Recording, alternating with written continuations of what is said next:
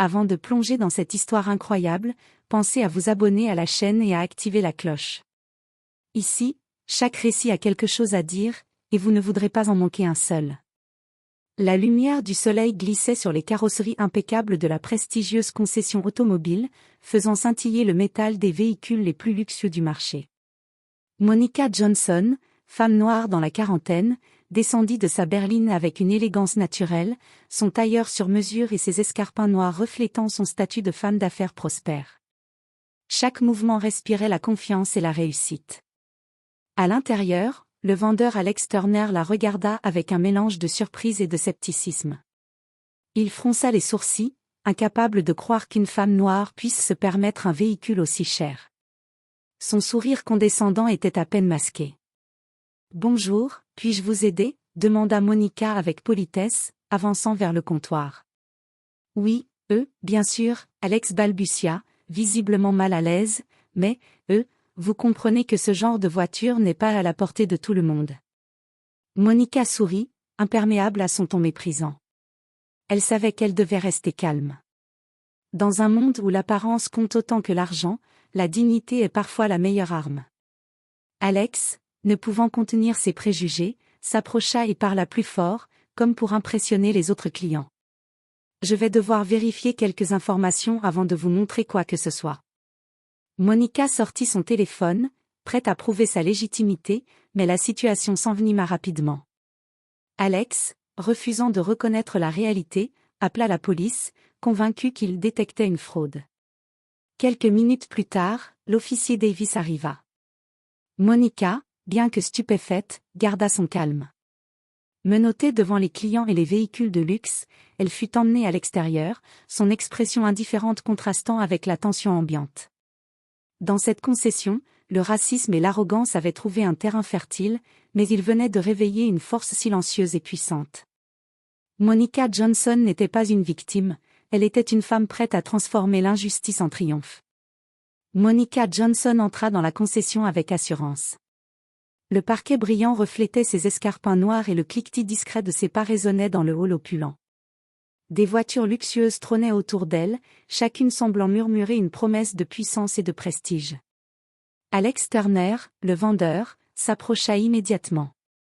Il était grand, aux épaules larges, mais son regard trahissait un mélange de méfiance et de jugement. « Bonjour, je peux vous aider ?» dit-il avec un sourire forcé. « Oui, merci. Je suis intéressé par le modèle XZ9 Sense, » répondit Monica calmement. Alex hocha la tête, mais son expression se durcit. « Ah, le XZ9 Sense. C'est un choix, ambitieux, » commenta-t-il, ses yeux glissant sur son tailleur et son téléphone dernier cri. « Pourquoi ambitieux ?» demanda Monica, un léger sourire ironique aux lèvres. Alex détourna le regard, gêné par sa propre pensée. « Eh bien, vous savez, ce modèle est très spécial. Pas tout le monde peut se le permettre. » Monica sentit immédiatement la condescendance dans sa voix. Mais elle resta polie et mesurée. « Je comprends. Je peux vous montrer mes informations si nécessaire, » dit-elle en sortant élégamment sa carte de visite et son téléphone avec les documents de propriété de ses entreprises. Alex recula légèrement, visiblement mal à l'aise. Il essaya de cacher son embarras derrière un sourire crispé. « Attendez ici, je vais vérifier quelque chose. » Il fit quelques pas vers le comptoir, comme pour appeler un supérieur, mais Monica le suivit calmement. « Il n'est pas nécessaire de me traiter différemment de vos autres clients, » dit-elle doucement mais fermement. Alex, piqué dans son orgueil, sentit la situation lui échapper. Ses préjugés et sa peur d'être dépassé par une cliente noire riche se mêlaient dans son esprit. Il appela la police, prétendant qu'il avait affaire à une fraude potentielle. Quelques minutes plus tard, Monica entendit les sirènes au loin. Son calme contrastait avec le tumulte qui commençait à s'installer autour d'elle. La rencontre qui aurait dû être simple venait de se transformer en humiliation publique. Monica resta debout près du XZ9 Sense, observant silencieusement le véhicule comme elle l'aurait fait pour une œuvre d'art. Ses yeux brillaient d'intérêt et de curiosité, mais Alex Turner, le vendeur, ne voyait qu'un défi à son orgueil. « Écoutez, dit-il en croisant les bras, je je ne peux pas vous laisser essayer cette voiture pour l'instant. Je dois, vérifier votre identité plus en profondeur. Vérifier mon identité? Répéta Monica, légèrement amusée. J'ai déjà montré tous mes documents. Vous pouvez les vérifier maintenant si vous voulez. Alex secoua la tête, visiblement gêné. Ce n'est pas exactement, vous savez, ordinaire, pour nous de faire ça, mais, je dois appeler le responsable. Monica sentit un mélange de colère et de frustration monter en elle. La situation commençait à attirer l'attention des autres clients. Certains la regardaient avec curiosité, d'autres avec un malaise évident face au comportement d'Alex. « Vous êtes en train de me traiter différemment à cause de quoi ?» demanda Monica, sa voix calme mais ferme. « Je veux juste m'assurer que tout est en ordre », bafouilla Alex. Sans prévenir, il s'éloigna pour appeler la police, prétendant qu'il soupçonnait une tentative de fraude. Monica sentit l'injustice de l'instant s'intensifier.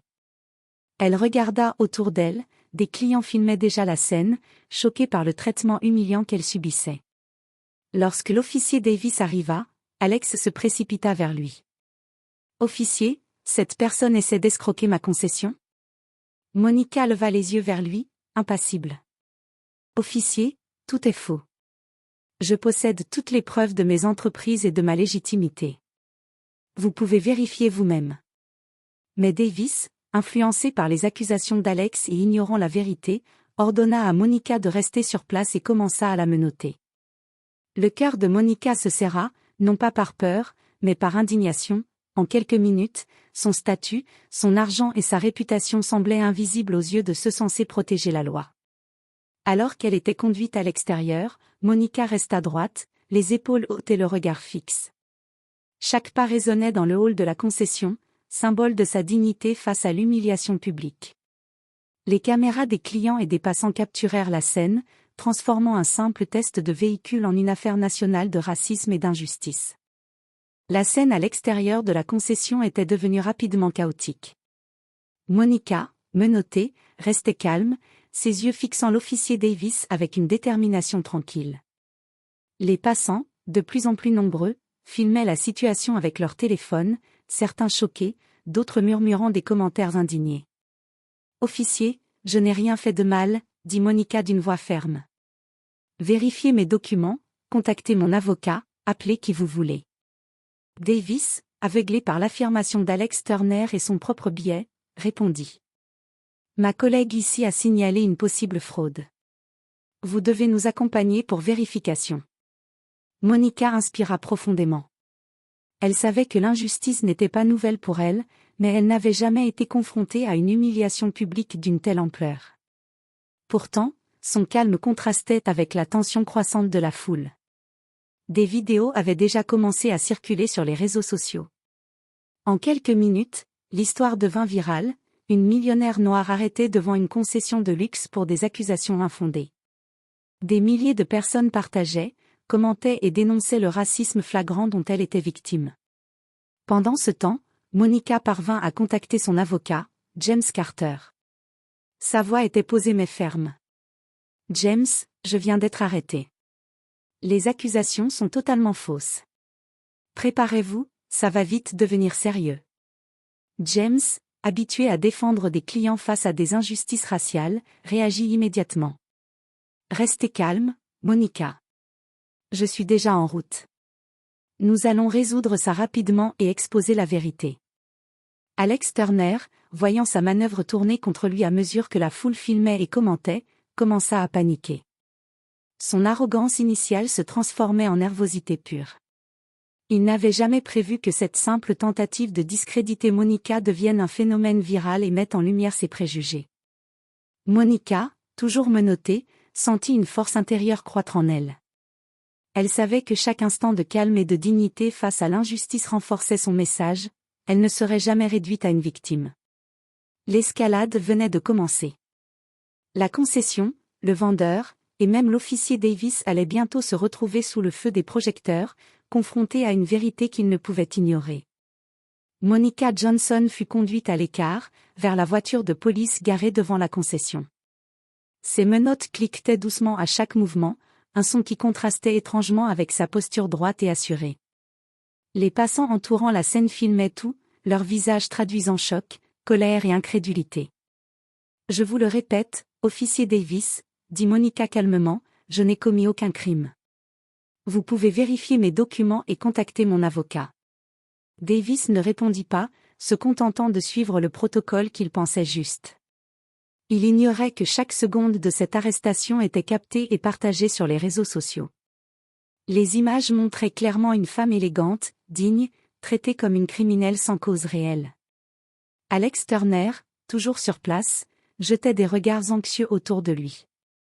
Sa manœuvre pour discréditer Monica avait déjà commencé à se retourner contre lui. Plusieurs clients murmuraient à voix basse, certains montrant ouvertement leur désapprobation.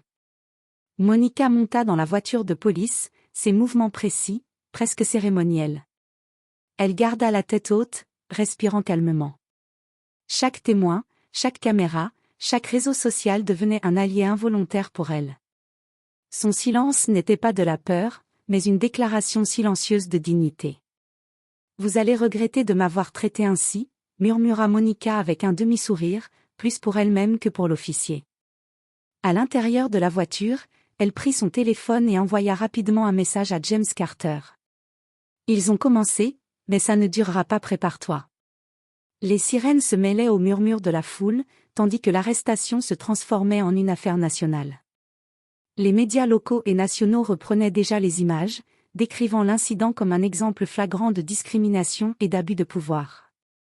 Monica savait que l'issue dépendrait de sa capacité à rester calme et de la rapidité avec laquelle son avocat agirait. Mais pour l'instant, chaque regard sur elle, chaque vidéo partagée, rendait l'injustice encore plus évidente et l'impact de son courage encore plus puissant. Peu après l'arrestation, James Carter arriva à la concession.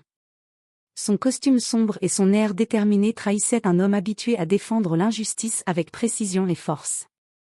Il se fraya un chemin à travers la foule qui continuait de filmer et de commenter la scène, jusqu'à atteindre la voiture de police où Monica était encore assise. « Monica » dit-il en se penchant pour lui parler à travers la vitre légèrement ouverte. « James » murmura Monica avec un sourire fatigué mais serein. « Je savais que tu viendrais. »« Bien sûr » dit-il. Personne n'humilie ou n'arrête une cliente innocente sous prétexte de préjugés raciaux sans que je sois là. James se tourna ensuite vers l'officier Davis et Alex Turner. Sa voix était ferme, autoritaire. « Officier, cette arrestation est totalement injustifiée.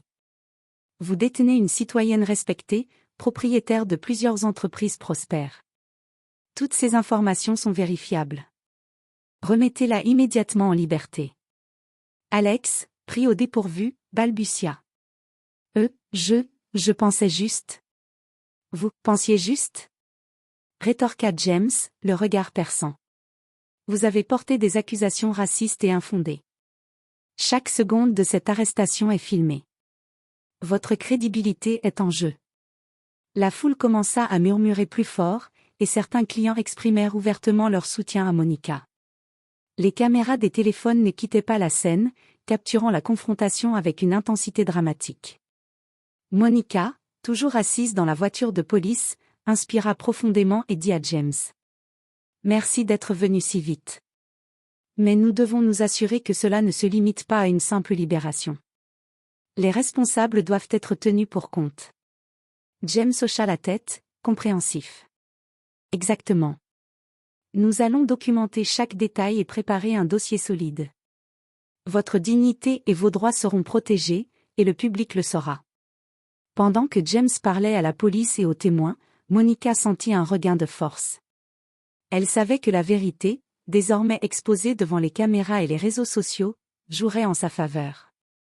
Ce qui avait commencé comme une simple visite à une concession automobile était devenu un symbole national de lutte contre le racisme et l'injustice. L'ombre de l'humiliation commençait à se dissiper, remplacée par la lumière d'une défense solide et implacable. Monica n'était plus seulement une victime, elle devenait une figure de résilience et de justice. À peine Monica avait-elle été libérée que l'histoire avait déjà fait le tour des réseaux sociaux. Des images de son arrestation, de sa posture digne malgré les menottes, circulaient sur Twitter, Instagram et TikTok. Des hashtags tels que hashtag justice pour Monica et hashtag racisme dans le luxe commençaient à devenir viraux. Les journalistes de plusieurs médias nationaux se pressaient à l'extérieur de la concession. Les caméras tournaient, les micros s'agitaient, et les reporters tentaient de capter un mot de Monica ou de James Carter.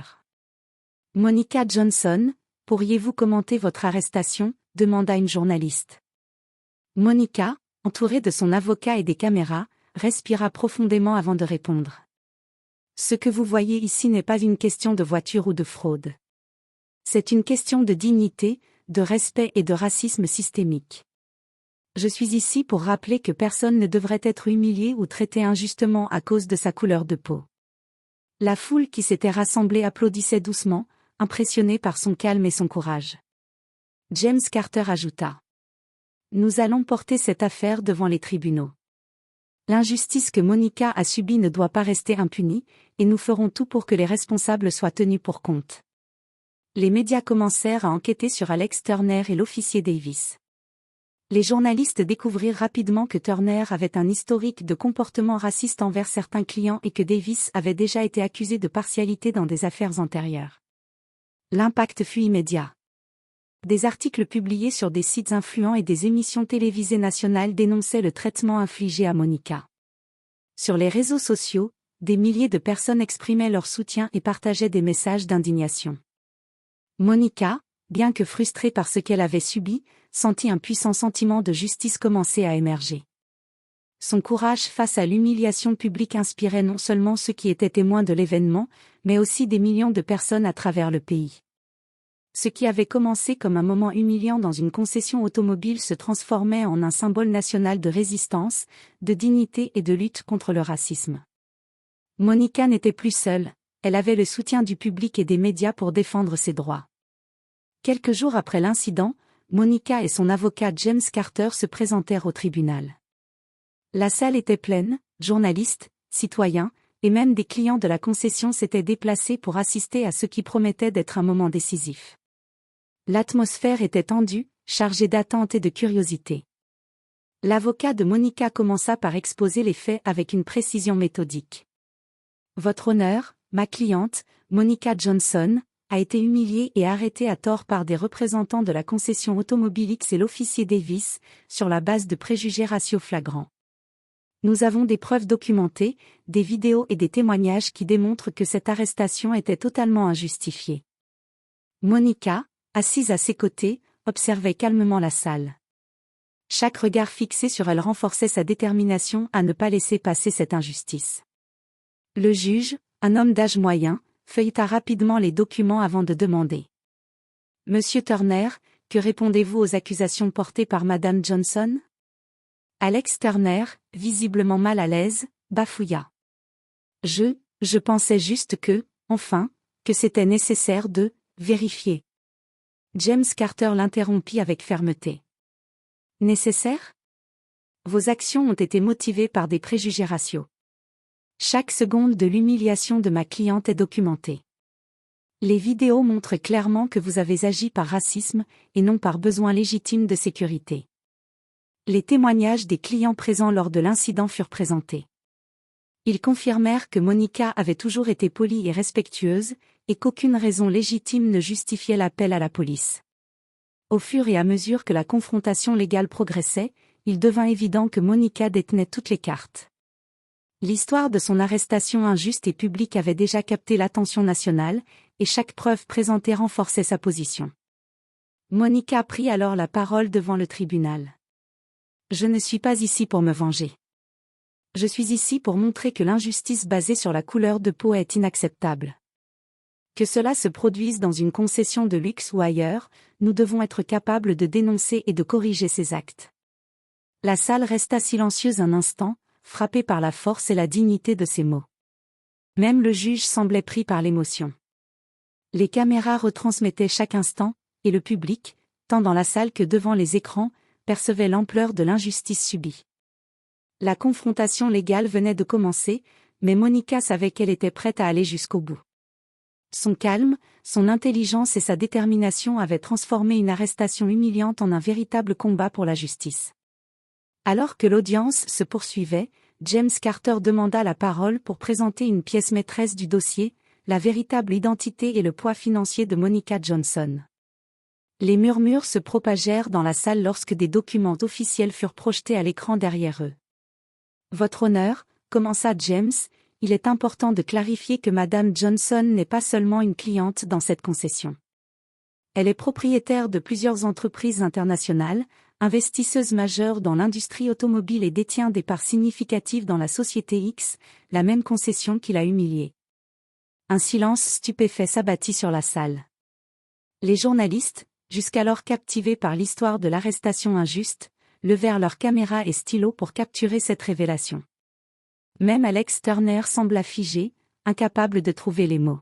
« Cela signifie, » continua James, « que Madame Johnson a le pouvoir décisionnel sur cette concession. Ses actions étaient parfaitement légitimes, et votre tentative de la discréditer n'était pas seulement injuste, mais profondément humiliant pour elle et préjudiciable pour vos affaires. » Monica, debout maintenant, regarda Alex Turner droit dans les yeux. Sa voix était calme mais percutante. « Vous m'avez jugé sur la couleur de ma peau plutôt que sur la réalité de qui je suis.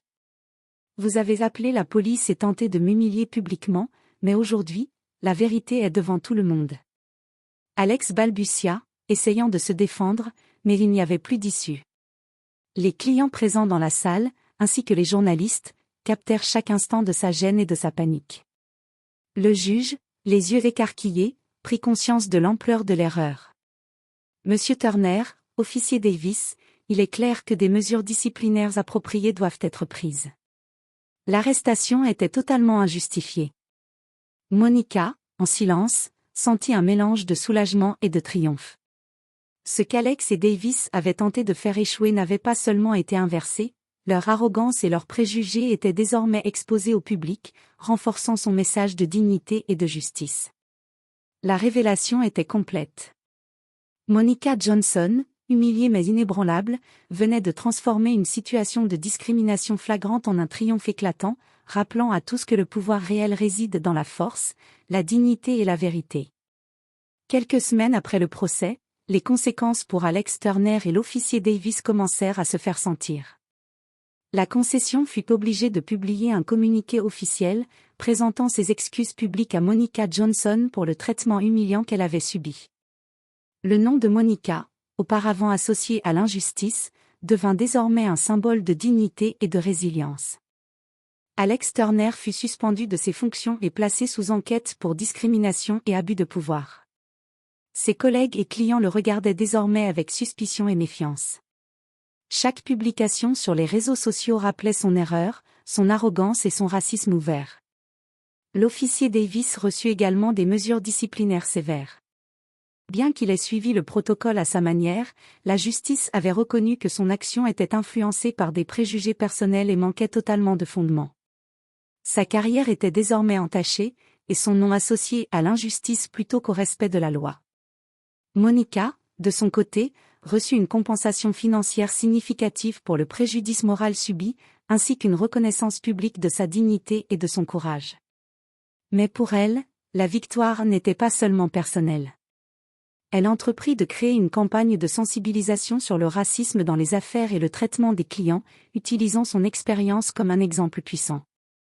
Lors d'une conférence de presse organisée à l'extérieur de la concession, Monica déclara: « Ce qui m'est arrivé aurait pu arriver à n'importe qui. Nous devons nous assurer que personne ne subisse l'humiliation et l'injustice à cause de sa couleur de peau. La dignité et le respect ne sont pas négociables. » La foule applaudit, et les médias retransmirent ces mots à travers le pays. Monica n'était plus simplement une victime d'injustice, elle était devenue une voix influente, capable de transformer la colère et la douleur en un mouvement de changement positif. La réparation n'était pas seulement financière ou légale. Elle était morale, sociale et symbolique. Monica Johnson avait tourné la page de l'humiliation, mais elle laissait derrière elle un message puissant: la justice et la vérité finissent toujours par triompher. Quelques mois après l'affaire, Monica Johnson avait transformé les preuves de son arrestation en une véritable plateforme de changement. Les médias la surnommaient désormais « la femme qui a défié l'injustice ». Ses apparitions publiques inspiraient des discussions sur le racisme systémique, la dignité et la responsabilité dans le monde des affaires. La concession de luxe, quant à elle, avait dû revoir complètement ses pratiques. Alex Turner n'y travaillait plus, et des programmes de formation sur la diversité et le respect des clients avaient été mis en place. La société avait perdu des contrats et sa réputation avait été durablement affectée par l'incident. Monica, forte et sereine, assista à la première conférence de son initiative, Respect et justice dans le commerce. Devant un public de dirigeants, journalistes et citoyens, elle déclara: La richesse et le statut ne doivent jamais protéger contre l'injustice, mais ils peuvent être utilisés pour la combattre. Chaque individu mérite respect et dignité, peu importe sa couleur de peau ou sa position sociale. Son message résonnait au-delà des salles de conférences et des articles de presse. Des milliers de personnes, inspirées par son exemple, commencèrent à partager leurs propres expériences et à exiger plus de justice dans leurs interactions quotidiennes. Mais pour Monica, le triomphe n'était pas seulement public. Dans sa vie personnelle et professionnelle, elle avait renforcé sa confiance et sa détermination. L'incident l'avait transformée en leader encore plus conscient de son influence et de son pouvoir. Elle avait prouvé que la dignité, la patience et la force intérieure peuvent surmonter même les humiliations les plus flagrantes. Alors qu'elle se tenait devant sa propre flotte de voitures de luxe, symbole discret mais puissant de son succès, Monica sourit intérieurement. L'expérience qui aurait pu la briser l'avait, au contraire, propulsée plus haut. Son nom était désormais associé à la justice, à la résilience et au triomphe de la vérité. La leçon était claire: l'humiliation peut frapper à la porte de n'importe qui, mais la force, le courage et la justice ont le pouvoir de transformer chaque épreuve en victoire éclatante. Monica Johnson venait de prouver que, même dans le monde du luxe et du pouvoir, le respect et la dignité ne sont jamais négociables.